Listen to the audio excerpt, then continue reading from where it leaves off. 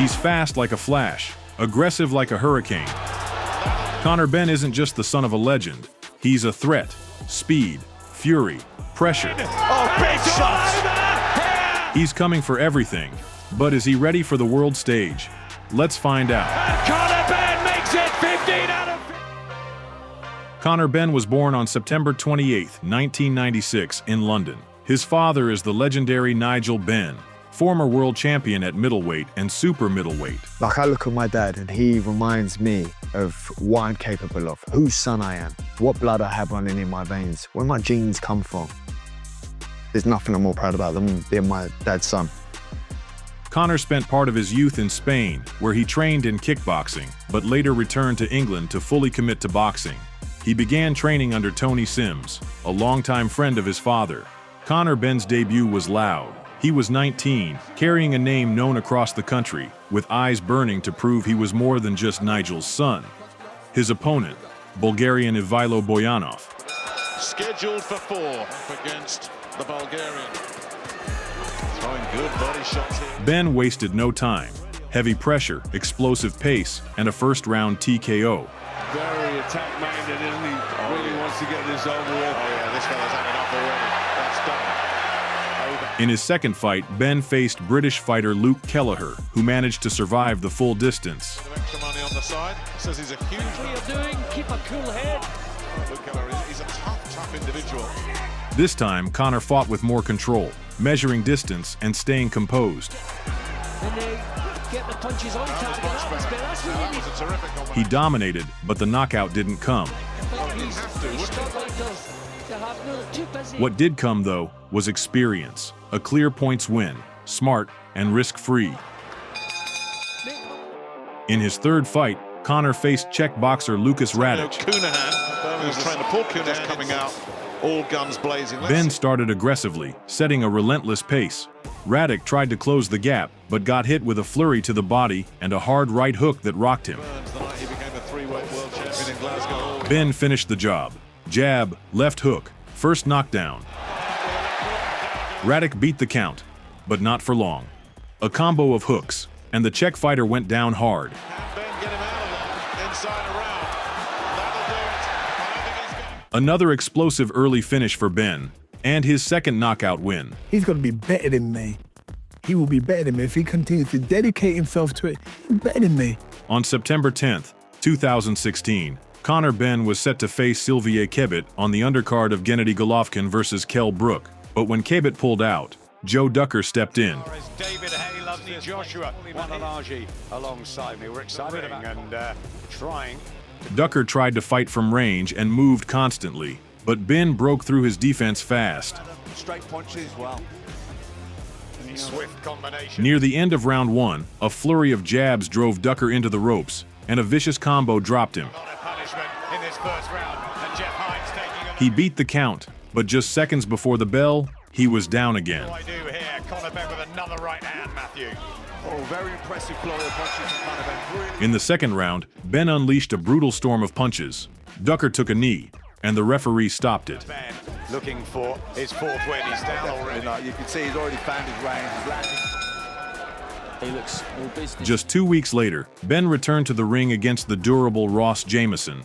It was his first fight at Manchester Arena, the same venue where his father, Nigel Benn, once battled. Against good fighters, he started to fight against Radic. He looked like he would be a super lightweight. Practice some of The fight went the full 6 rounds, but Conor dominated throughout and won convincingly on points. Many still saw him as just the son of Nigel Benn, but with each bout, that comparison faded. He was quickly building a name of his own, thanks to his explosive style, raw power, and fierce confidence. After a planned fight at Wembley fell through due to illness, Benn came back with a bang. On December 10th, he fought on the undercard of Anthony Joshua versus Eric Molina, his opponent, Stephen Backhouse, but he didn't last long. Seconds after the opening bell, a clean left hook dropped Backhouse hard. 2016 before what he hopes will be a big He got up but was clearly dazed. Less than a minute later, Benn attacked again. Another knockdown. And that was it. Very powerful Conor Benn, and he's in for the finish now. It lasted just over a minute, but Benn stole the show. After defeating Backhouse, Benn faced a serious setback, a fractured jaw. 7 months of recovery later, he stepped back into the ring with something to prove. And he proved it loudly. Finally out for the in 2000. He's got very, very good. He's got fantastic miles an hour. Powerful and very, very sharp ears at the very start. He faced Mike Cole, and in round 2, Benn landed a sharp right hand that dropped Cole. This fight. Oh, what a shot. Cole beat the count, but in round 3, a left hook sent him crashing down again. To be honest, Adam, I like the approach Conor Benn's took here. He's had a bit of time off. That's a big one. He barely made it up, and the referee waved it off. And it is the youngster. 5th stoppage win for Benn, and a statement return. 8 months out. I mean, that was killer, you know. I think I've boxed the best I've ever boxed tonight. 2 months later, on September 1st, 2017, Conor Benn made his debut at the legendary York Hall in London. This time, his opponent was Can Baker, who had never known defeat. In the second round, a series of powerful punches, and Baker hit the canvas. Baker got up, but it was clear he was not in a good state. The referee stopped the fight. Just a month after his last fight, Conor Benn was back in the ring at Manchester Arena. His opponent was Nathan Clark, but Clark couldn't withstand Benn's relentless pressure. Right from the first round, a right cross, and Clark was down. He got up, but Benn didn't let him recover, continuing the assault and sending him back to the canvas. Clark got up again, but Benn kept up the pressure, and the referee stopped the fight. Yeah, let's see how you do under pressure. Oh. Yeah. On November 11th, 2017, Conor Benn fought the most important fight of his career, his debut in the USA. Welcome to the who's been lighting up the next. Doesn't matter their records or anything. They just come out. His opponent was Mexican Brando Sanudo, but he didn't last long either. Sims, as always. Conor Benn on the retreat here. Sanudo. And a good. In the second round, Benn pushed Sanudo to the ropes and landed a powerful left hook to the body. Sanudo doubled over in pain and fell to the canvas. Good shot. Oh, good body shot. Beautiful body shot. A spectacular debut and a 5th straight knockout victory, Benn confidently made his mark on the American stage. On December 13th, 2017, Conor Benn faced the toughest challenge of his career. 12, he looks solid enough. His reply, he will be. At York Hall in London, he met Frenchman Cedric Peynaud and ended up in a real knockdown showdown in the first round, twice. Going over to America, and in the right hand. Will Conor Benn to react to the biggest crisis? But back comes Peynaud again. And Benn just slips. The Frenchman acted coldly and sharply, shocking the British crowd. But Benn is not one to give up. He rose, regrouped, and started to come back. He doesn't need. You can fluid of these two fighters. Round by round, he found his rhythm, fired back with combinations, and gradually took control of the fight. The knockout victory himself is better against. I really don't. So Conor needs to land knockdowns. Definitely had a knockdown. Peynaud is. In the 5th round, the first turning point, a successful series, and Peynaud found himself on the canvas. That's good. He looks for that heavy right hand over the top. Beautiful shot from Conor Benn, and that hurt Peynaud, and he's down. In the 6th, it got even brighter. A precise right cross to the chin, and the Frenchman was down again. A remarkable great shot. He got up, but Benn's advantage was clear by the final bell.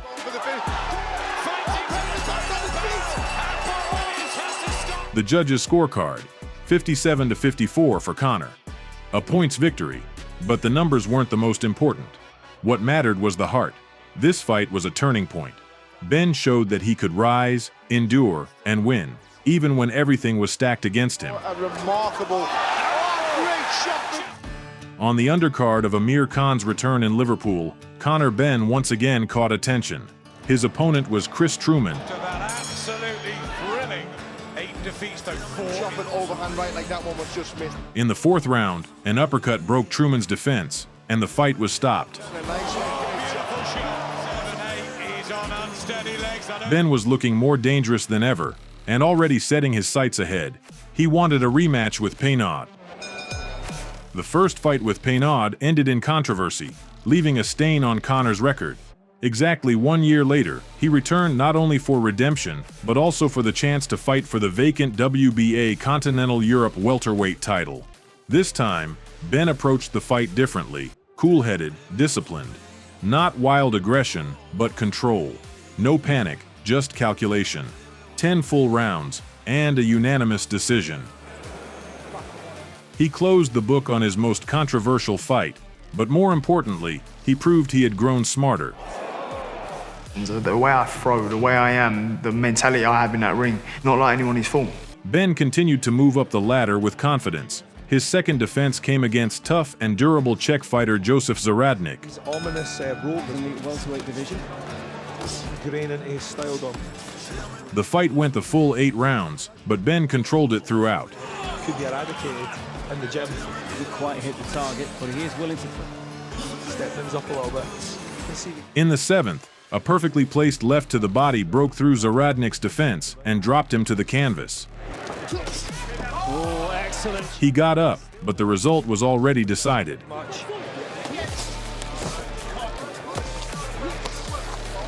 As a boxer. Benn took a solid points win and looked increasingly mature. This chapter ended on a high note. Conor was no longer just an aggressive puncher. He was proving that he could go the distance, learn from mistakes, and keep moving up. New names and new challenges were ahead. But one thing was clear. Benn was no longer just Nigel's son. He was a real threat in the welterweight division. Ranked number 8 in the world by the WBA, he is the son of the legend. In his third WBA Continental title defense, Conor Benn faced experienced Finnish fighter Jussi Koivula. Very, very highest level. Koivula certainly goes, isn't he? Really dig into his record here. Koivula started the fight aggressively and confidently, but in the second round, Benn showed his power. Stuff going on here. A powerful left hook sent Koivula to the canvas. And shortly after, he found himself down again. It's time to go for broke here, and Koivula's only going to feel more of this one. The second knockdown was the last. The referee stopped the fight. Koivula just trying to draw on his experience, and that'll do it. Bob Williams says enough. On the undercard of the big event, Prograis versus Taylor, Conor Benn put on his own show. Darren Barker, what do you want to see? His opponent, Belgian veteran Steve Jamoye, experienced and tough. It's the level fly, box a bit more, but I think some reporters... lovely left to the body, and Jamoye... The fight was intense. Benn moved forward, throwing wide, aggressive punches. You know, we've seen Conor vulnerable in the past. That was a good right hand. Behind the jab, we've seen already in the first couple of rounds that he does have a lovely jab. In the 4th round, a low blow resulted in a point deduction from the referee. But instead of a pause, Benn exploded. A right hand, straight to the jaw. Jamoye drops. The referee stops the fight. Conor takes his 4th title defense, loud, clean, and with character. And again, oh, this is good stuff from Benn. After a 1-year break, Conor Benn returned, and straight into a 10-round test. Standing in his way was the tough German Sebastian Formella, a former champion and a durable fighter. Get your jab going, a lot dropping down there. Definitely going to get hit tonight, despite to deter Conor Benn. Whereas Benn delivers. From the first seconds, Benn set the pace. He worked hard, powerfully, aggressively. Formella held on but retreated more and more. He's really just decided to get himself. Round after round, pressure, combinations, jabs, and hooks. As the final bell rang, it was no doubt unanimous decision for Benn. This was only the second time in his career that the fight went the full 10 rounds, and he passed them with complete confidence. Sims, he wears the black. Conor Benn returned to the ring in April 2021 to face the seasoned veteran Samuel Vargas. Vargas, who had survived 7 rounds with the untouchable Virgil Ortiz, seemed like a serious test for Benn. But as soon as the fight started, all doubts vanished. Veteran from Toronto is on the line. 80 seconds. Just 80 seconds. 2 sharp punches. Right, left, and Vargas was already in shaky condition. Putting Amir Khan on the floor. Benn didn't wait. Punch after punch, until Vargas was backed into the ropes. A final powerful uppercut. The referee stops the fight. Terrific combination, and he's got Vargas in trouble, and Vargas is done. An impressive title defense, and the challenge was immediately thrown to Amir Khan. Give me a proper test. Give me Amir Khan. He's too busy messing about with reality shows, Ben said in the post-fight interview. He was fired up.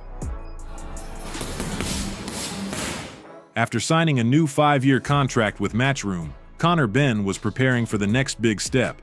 His opponent, veteran Adrian Granados, who had faced the best in the business before, but things didn't go as planned. Ben was forced to delay the fight due to an unforeseen health issue. September 4th, a new chance, and he didn't waste a second. That was the biggest test in the early stages. Into the later rounds. From the first rounds, Ben dominated. He worked like a machine, pushing Granados back until he was left with only defense. Very much in the contest. Curve for Ben, not everybody. Ben shouted, waved his hands, urging Granados to engage, but he kept running. Ben imploring his man to come forward. Conor landed punch after punch, but couldn't finish the fight early. In the end, a unanimous decision. And that was Granados' round. But Ben wasn't satisfied. He was frustrated. It was very frustrating. He was on his bike the whole fight. I thought he was going to stand toe-to-toe, but I had to hunt him down, Ben said in his post-fight interview. Another in the career, the biggest test of his. 12 rounds. Not for Ben. He had long become a machine crushing titles. And so, on December 11th in Liverpool, a new challenge. His opponent, former world champion and a true defensive master, Chris Algieri. Which his dad Nigel Algieri back onto the ropes. But Conor wasn't in the mood for a long fight. He knew he had to end it quickly. It's gone to the body. Maybe just got a little bit too comfortable. Second round. Algieri is already on the canvas, the result of a perfect left hook. Shots in the opening round really landed Ben to unload so that maybe he can pick him up later in the contest. But that was just the first step. He kept the onslaught going, step by step. To the body. Really putting the feet and the whole body behind these. In the fourth round, the decisive moment. A right hand to the chin, and Algieri falls, unable to get up. A phenomenal rise. Oh, good 1-2, and he's down! Ben retains his title, bringing his record to 20-0. As always, quick, confident, and with no unnecessary words. On April 16, 2022, Ben showcased his power once again in Manchester, facing former IBO welterweight champion Chris Van Heerden. For Ben, this fight was just a formality. The referee stopped the fight, and Ben defended his title once again. No questions, no doubts. 9th defense, the title stays with him. On October 5, 2022, the boxing world was rocked by news. The British Boxing Board of Control announced that the fight between Conor Benn and Chris Eubank Jr., scheduled for October 8th, would be cancelled. The reason was that Ben had tested positive for a substance that did not meet the required standards. This fight wasn't just another bout for two boxers. It was a continuation of the legacy of their fathers, Nigel Benn and Chris Eubank Sr., both legends of their time. This situation became a turning point in Ben's career. He made the decision to voluntarily relinquish his boxing license with the British Boxing Board of Control, casting doubt on his future in the sport, and disappointing many who had hoped to see this historic fight. After a long break of 525 days, Conor Benn returned to the ring on September 23, 2023, to face Mexican Rodolfo Orozco in Orlando, Florida. This fight marked his long-awaited comeback after the tumultuous events surrounding his career suspension and lengthy legal battles. His ability to take outside the ring issues have not been powerful in the past. From the outset, Ben took control of the fight, showing excellent physical condition and confidence in his abilities. That was a big punch. I mean, this is Mexican style. You're going to go back. Not only that, but it was a left body shot a little bit more. Hard right hand. Orozco tried to resist, but his efforts were insufficient to threaten Ben's victory. After 10 rounds, the judges rendered a unanimous decision in Ben's favor. Trouble getting a guy like Orozco out of there. No disrespect. Despite the clear victory, Ben himself remarked that there was still much to learn and that he had a lot of work ahead of him to return to his previous level and reach the heights of world boxing. On February 3, 2024, Conor Benn stepped into the ring once again, this time in Las Vegas, to face Peter Dobson. Dobson, here it is. Dobson looking for the right. 3 decades. Stop the feet, closing the distance. From the first rounds, Benn displayed his aggression and skill, confidently controlling the flow of the fight. To the right hand. Dobson didn't back down and attempted to build a defense, but Benn was too fast and precise.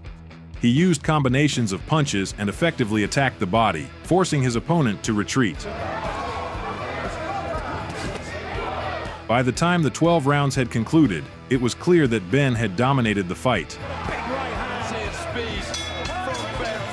The judges unanimously scored it in his favor.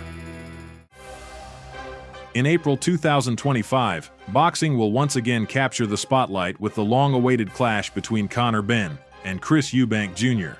This fight carries special significance as their legendary fathers, Nigel Benn and Stephen Eubank, created one of the most dramatic rivalries in boxing during the 1990s.